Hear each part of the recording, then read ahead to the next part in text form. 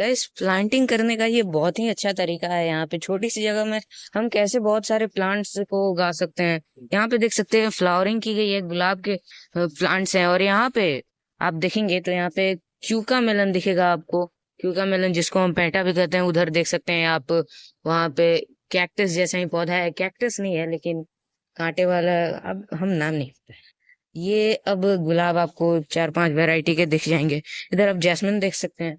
और यहाँ पे लौकी की खेती की गई है। इधर भी एक कैक्टस है जो कि फ्लावर सामने से रख दिए हैं तो डेकोरेशन के लिए बहुत ही बढ़िया हो जा रहा है। और इधर जो है प्लांटिंग भी की हुई है, जिसके से हमको ऑर्गेनिक फूड भी मिल सकते हैं। और ये बहुत ही अच्छा तरीका है, आपको ट्राई करना चाहिए।